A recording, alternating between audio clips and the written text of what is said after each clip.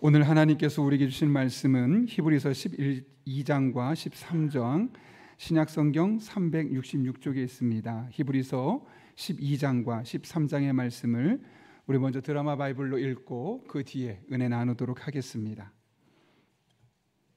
제 12장.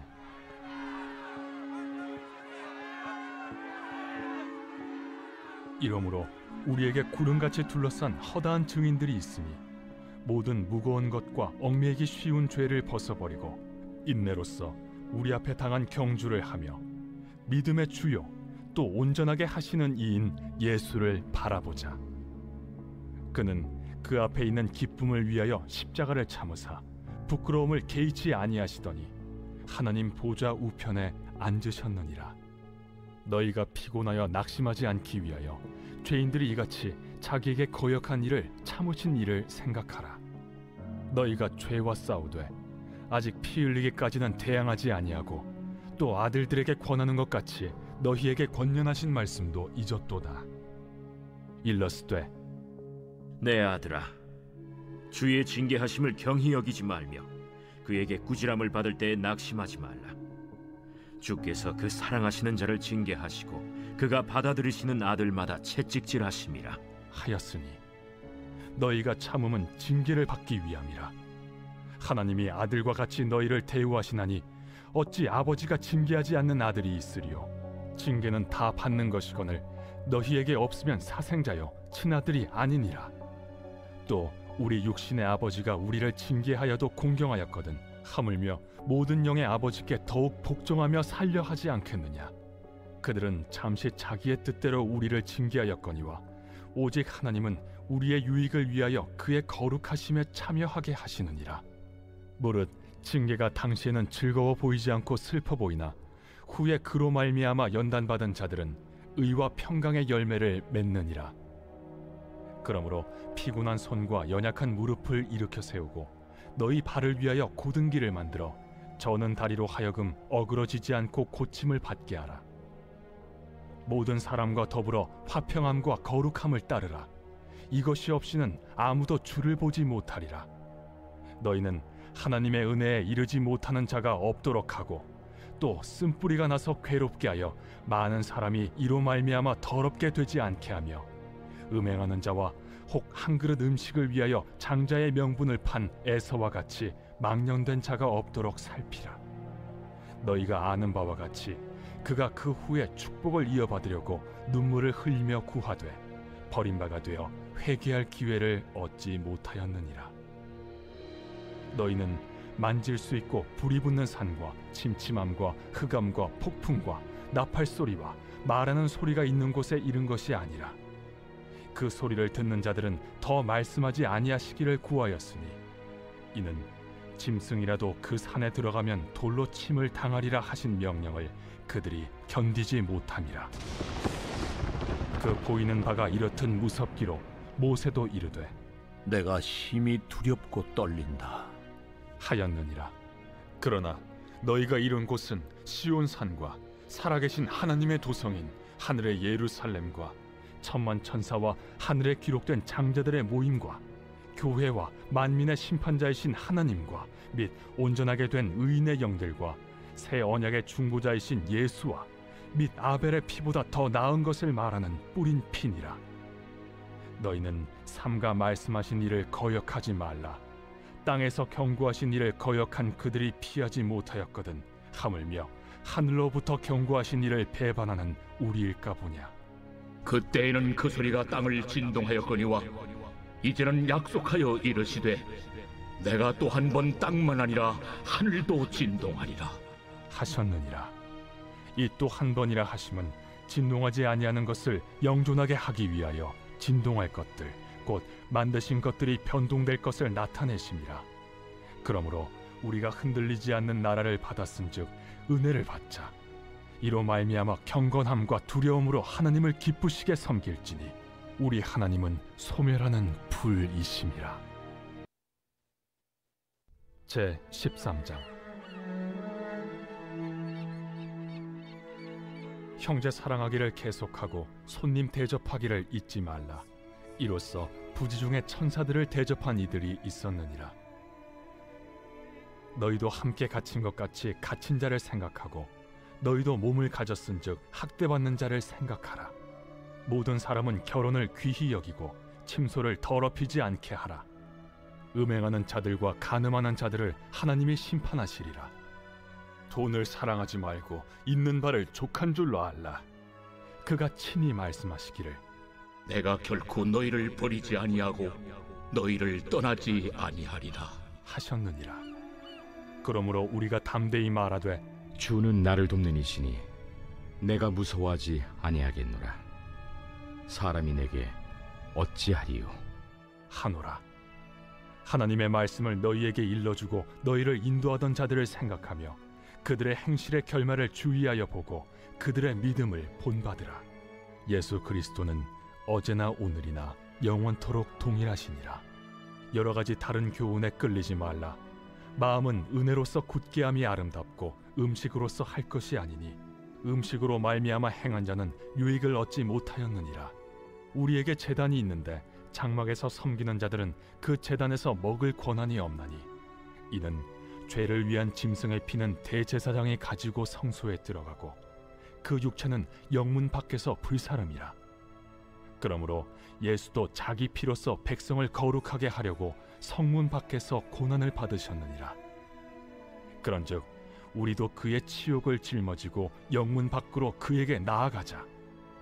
우리가 여기에는 영구한 도성이 없으므로 장차 올 것을 찾나니 그러므로 우리는 예수로 말미암아 항상 찬송의 제사를 하나님께 드리자. 이는 그 이름을 증언하는 입술의 열매니라.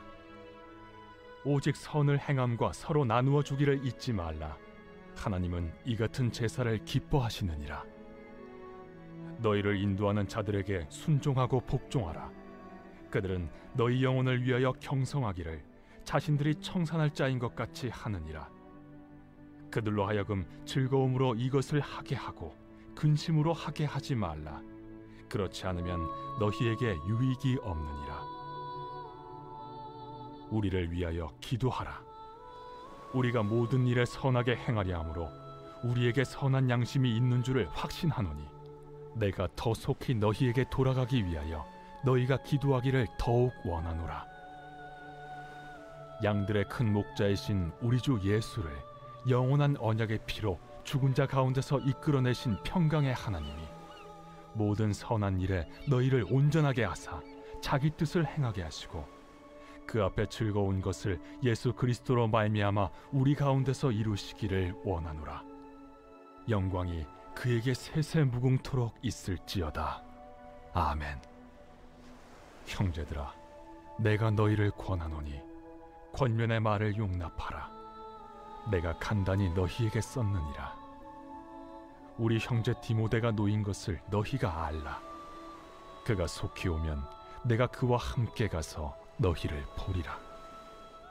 너희를 인도하는 자들과 및 모든 성도들에게 문안하라. 이달리아에서 온 자들도 너희에게 문안하느니라. 은혜가 너희 모든 사람에게 있을지어다. 아멘. 오늘 리더 모임이 6시 30분에 정해진 장소에서 있습니다. 다들 또 위에서 기대해 주시길 부탁드립니다. 제가 어제 우연히 1개월 전에 촬영되었던 그 유키즈 온 더 블록이라는 영상을 하나 보았는데요.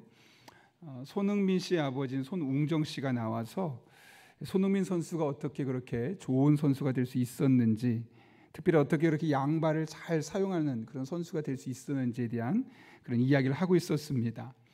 그 영상을 보면 손흥정 씨는 자신을 삼류 선수라고 생각했습니다. 그래서 이른 나이인 28살에 본인이 은퇴를 하게 되었는데, 사실은 자기는 삼류로 은퇴하게 되었지만 내 아들만큼은 축구 선수가 되었을 때 삼류로 은퇴하기를 원하지 않았습니다.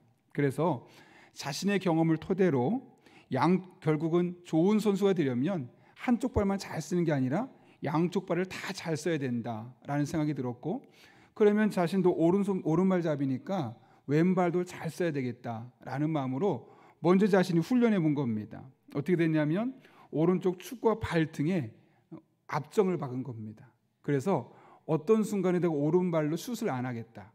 그래서 왼발을 계속 많이 쓰는 훈련을 해봤더니 실제로 본인이 서온 성적이 생각보다 나오다라는 거죠. 그렇게 효과가 있었던 그는 손흥민 선수가 어릴 때부터 의식적으로 무의식적으로 왼쪽 발을 쓸 수 있도록 모든 것을 왼쪽부터 시작하게 했습니다.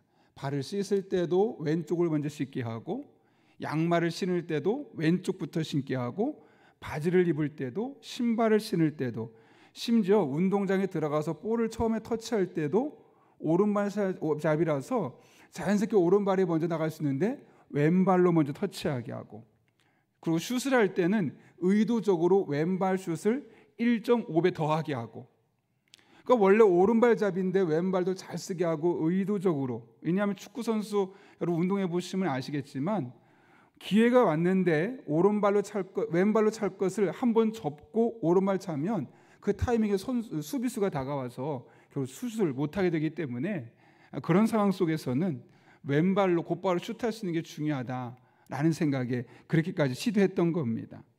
그 결과 힘든 일이었지만 어릴 때부터 그 아버지의 태도, 또 아버지로부터 훈련을 받고 그러다 보니 손흥민 선수가 오늘처럼 세계적인 선수가 될 수 있었다는 그런 맥락의 이야기였습니다. 그런데 정말 감동이 되었던 것은 손흥정 씨가 자신에 대해 내린 평가입니다. 스스로를 삼류 선수라고 하죠. 그러면서 나는 삼류 선수였기 때문에 내 아들만큼은 삼류 선수로 마무리하지 않았으면 좋겠다. 그래서 자신이 했던 훈련과 다른 훈련 방법을 생각해내고 그 훈련 방법으로 아들을 훈련시키게 되었던 것이죠. 그런데 스스로를 삼류라고 생각하면 사실 대부분의 사람이 자신 인생이 망가집니다. 내 인생이 왜 이거밖에 안 돼?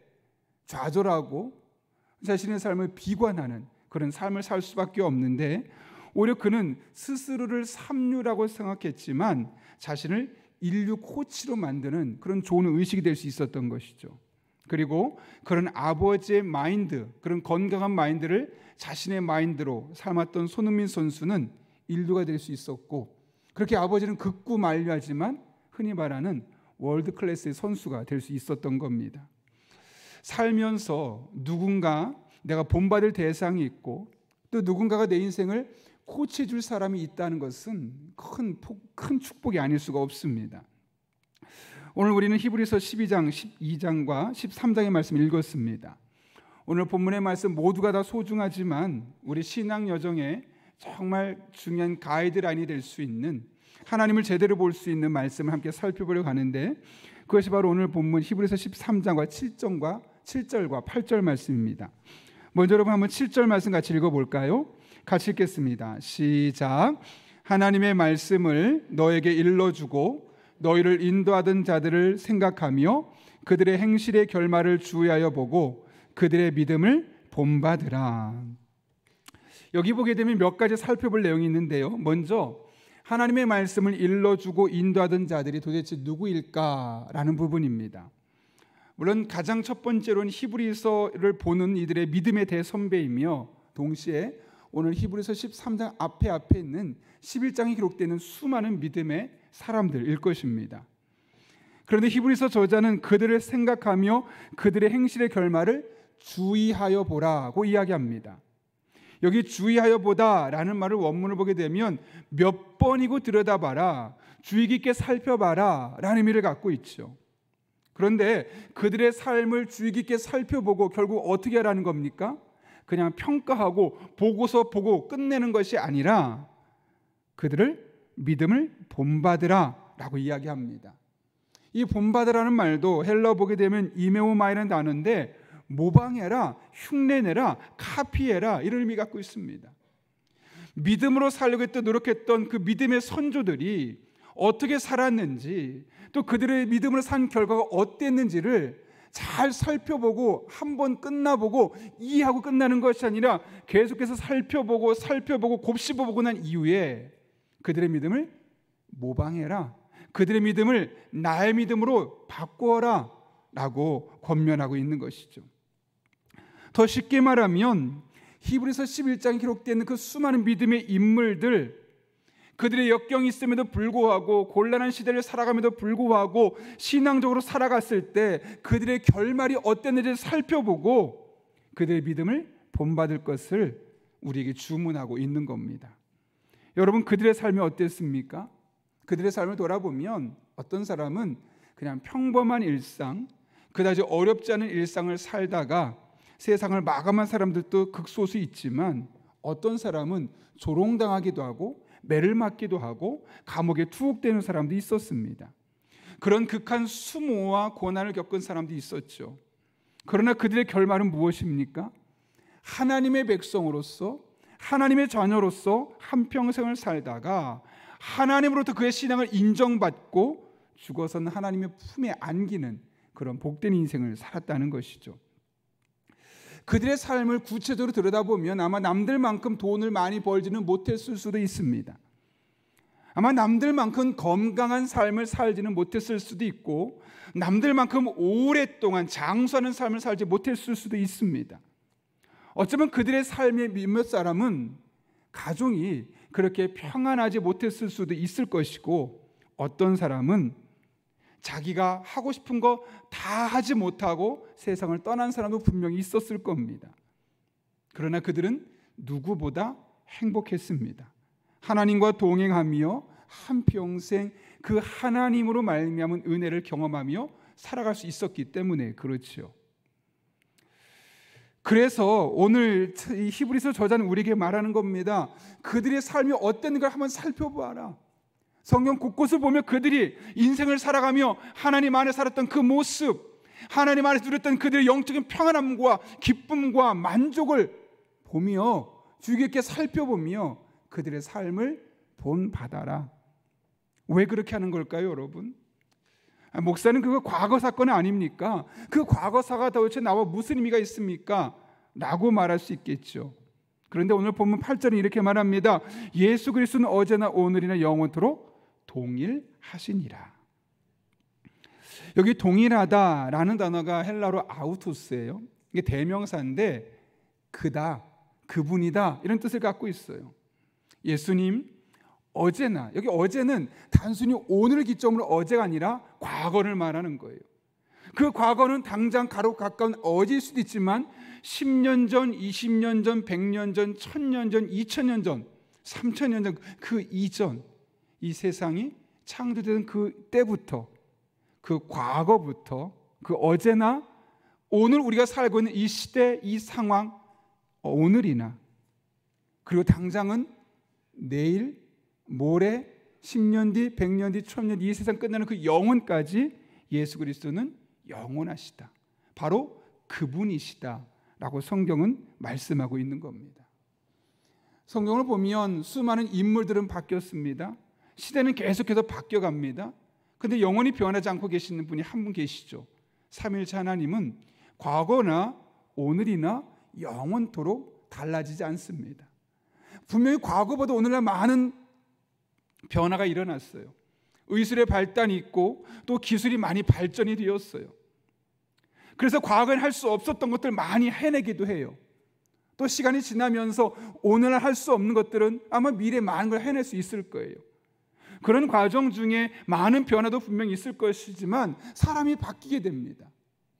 시대도 바뀌고. 그런데 놀라운 것은 그렇게 많은 발전과 변화가 있어 왔지만 어떤 것은 도무지 노력해도 변화를 이끌어낼 수 없는 것들도 있는 것이죠.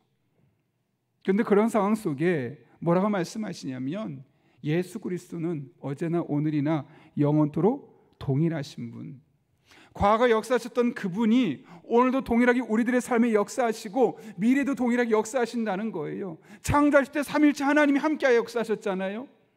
그 하나님이 수많은 인물들의 삶 가운데 함께 하셨잖아요. 그분이 오늘도 우리와 함께 하시고 나중에도 영원까지 바로 그분으로서 우리들의 삶의 역사하심을 말씀하고 있는 것이죠. 여러분, 신구약 성경을 보면서 혹시 부러웠던 사람이 있습니까? 나도 저 사람처럼 살아보고 싶다. 나도 저 사람이 경험한 하나님을 경험해보고 싶다. 그런 인물들이 적어도 한 분쯤은 있었으리라 생각합니다. 없다면 문제입니다. 성경 속에 있는 누군가를 보면서 저 사람 그 사람이 기적을 경험했던 그런 거 상관없이 나도 저렇게 한번 살아보고 싶고 저런 모습이 부럽다라는 사람이 있을 겁니다. 그리고 좀 더 생각해 보면 그들과 나의 삶을 한 번쯤 바꿔 살아보고 싶다. 내가 지금을 살고 있지만 그 시대를 살았던 사람과 나는 지금 다를 수밖에 없지만 이 시대 나는 그 사람처럼 믿음 생활을 해보고 싶고 그 사람의 은혜를 경험하고 싶고 그 사람이 만났던 하나님을 동일하게 만나보고 싶다라는 생각을 누구나 한 번쯤 해보셨을 겁니다. 그리고 그런 사람을 부러워하시기도 하셨을 겁니다. 그런데 굳이 부러워할 필요가 없습니다. 굳이 그들과 바꿀 필요가 없습니다. 그들이 믿었던 하나님, 그들이 경험했던 하나님이 바로 오늘 저와 여러분이 믿는 하나님이시고 그들이 경험했던 예수 그리스도의 모습이 오늘날 저와 여러분이 만나고 있는 예수 그리스도의 모습이기 때문에 그렇습니다. 그래서 그들이 경험한 하나님을 오늘 우리는 동일하게 경험할 수 있기 때문에 그렇습니다. 여러분, 예수 그리스도께서 어제나 오늘이나 영원토록 그분이심을 믿으십니까? 구약 성경에서 역사하셨던 그 하나님이, 그 예수님이, 그 성령님이 오늘 여러분이 믿는 바로 그분임을 믿으십니까? 그분이 내일도 여러분이 세상 떠나는 그날까지 바로 여러분의 그분이심을 여전히 믿을 수 있으십니까? 그렇다면 우리 할 일은 너무나 분명합니다. 신구약 성경을 돌아보면서 그 성경을 읽으면서 그들이 믿었고 그들이 붙들었고 끝까지 의지했던 그분 기억하며 그 영원하신 그분을 보며 그분을 믿었던 그들의 믿음의 삶의 모습을 본받는 겁니다. 모방하는 겁니다. 카피하는 겁니다. 그래서 우리 또한 그와 같은 삶을 살아가는 겁니다. 그러면 그들이 만난 하나님이 단순히 성경 속에 기록된 하나님이 아니라 어느 특정한 누군가의 하나님이 아니라 바로 오늘 이 시대를 살아가는 저와 여러분의 하나님이 될 수 있는 것이고 다음 세대를 살아갈 우리 자녀들의 하나님이 될 수 있는 겁니다. 여러분, 세상이 절망적입니까? 세상에 소망이 없습니까?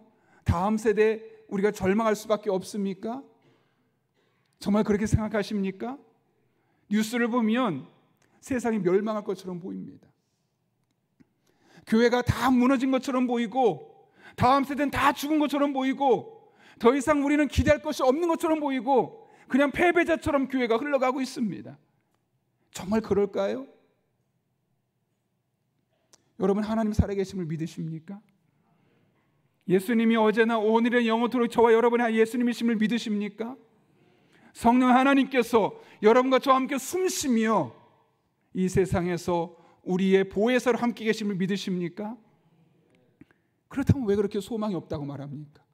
왜 절망이 있다고 말합니까? 물론 세상은 그렇게 흘러갈 것입니다. 그런데 놀라운 것은 과거도 그랬다는 겁니다. 그때도 소망이 없었다고, 그때도 절망이 없었다고 말했다는 것이죠. 더 중요한 것은 아무리 시대는 점점 그렇게 흘러간다 할지라도 우리가 믿는 하나님, 우리가 믿는 예수님, 우리가 믿는 성령님이 여전히 건재하신 한 세상은 결코 망하지 않습니다. 결코 좌절할 필요가 없습니다. 오히려 그 하나님 붙들고 주어진 상황에서 우리가 어떻게 그 하나님과 함께 이 시대를 책임지고 이 시대를 이끌어갈 수 있을까를 고민해야 되지, 소망이 없다고, 무너져가고 있다고, 절망이라고 마치 한국교회가 패배주의에 쩌든 것처럼 살아갈 필요가 없는 겁니다. 정말 삼위일체 하나님이 어제나 오늘이라 영원토록 공일하신 그분이심을 믿는다면 우리는 결코 좌절할 수 없고 절망할 수 없고 오히려 절망적일수록 그 하나님을 더욱더 붙들고 그 하나님 때문에 소망을 말할 수 있고 그 하나님을 말미암아 희망을 노래할 수 있는 겁니다.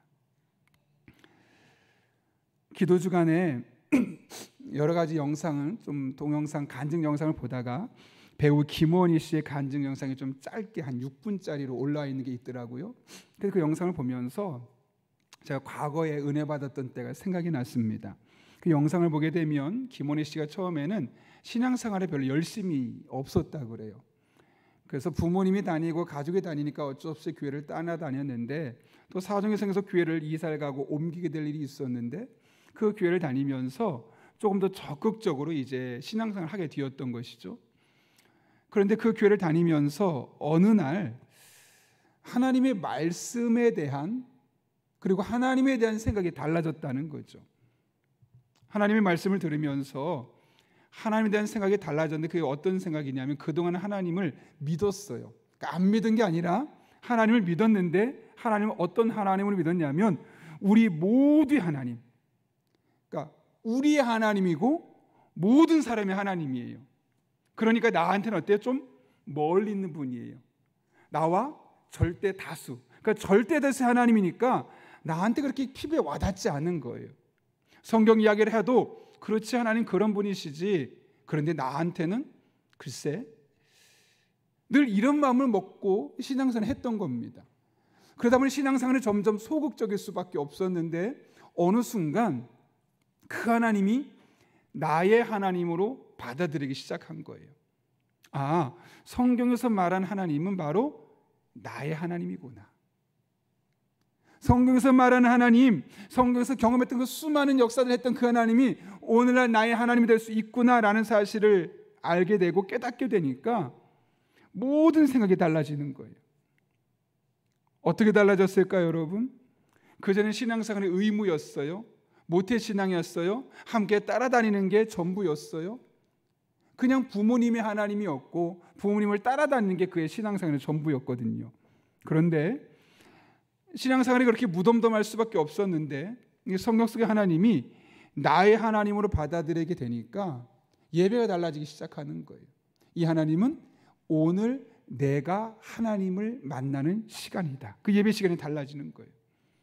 기도 시간도 이제는 나의 기도 제목이 하나님 앞에 올라가고 나의 기도 제목에 반응하는 하나님으로 그가 만나게 되는 거예요. 그러니까 과거에 만났던 하나님과 달라질 수밖에 없는 것이죠. 그렇게 성경 속의 하나님이 나의 하나님이고 성경 속의 사건이 나를 위한 사건으로 그가 받아들여지고 믿어지기 시작하면서 예배가 달라지고 기도하는 것이 달라지고 자신의 삶과 인생을 바라보는 관점들이 변화가 일어났다는 거예요. 사실 엄밀히 말하면 그동안 드렸던 예배예요. 그동안 했던 기도예요. 그동안 부모님과 함께 다녔던 교회예요. 그런데 하나님이 나의 하나님으로 받아들여지는 순간부터 이 모든 게 달라지기 시작했던 것이죠. 그런 맥락에서 신앙생활에서 하나님을 개인화시키는 것, 즉 나의 하나님으로 만나는 과정이 얼마나 중요한지 모릅니다. 여러분, 성경 속에 기록된 하나님은 여러분에게 어떤 하나님입니까? 그냥 성경 속에 기록되어 있는 모두의 하나님이십니까? 우리들의 하나님이십니까? 아니면 나라는 한 사람에게 말씀하시고 나에게 반응하시고 나를 위해 일하시고 나를 위해 지금도 역사하시는 그런 살아계신 나의 하나님이십니까? 저는 여러분 한 분 한 분에게 하나님이 단순히 모두의 하나님을 넘어서서 우리의 하나님을 넘어서서 나의 하나님으로 만나지는 그런 복된 시간 될 수 있기를 바랍니다. 히브리서 11장 기록된 사람들이 바로 그런 사람들이 아닙니까? 하나님을 나의 하나님으로 만나고 그 하나님 안에서 개인화된 신앙생활을 하게 되면서 그들의 삶에 놀라운 하나님의 은혜를 경험하게 되면서 때로는 순교도 각오하고 때로는 남들보다 못한 삶을 살아도 만족하며 살아가고 누가 봐도 힘들어 보이는데 행복을 말하고 기쁨을 말하고 평안을 말하고 은혜를 말하고 축복을 말할 수 있는 사람으로 그들이 살아갈 수 있었던 것처럼 우리 또한 하나님을 나의 하나님으로 만나고 나의 하나님으로 받아들여질 때 히브리서 11장에 기록된 그 인물들이 바로 여러분의 삶이 될 것이고 만약 그 뒤에 누군가 이름을 덧붙인다면 저와 여러분 한 분 한 분의 이름이 그 뒤에 믿음으로 누구는 이라고 기록될 수 있지 않을까요?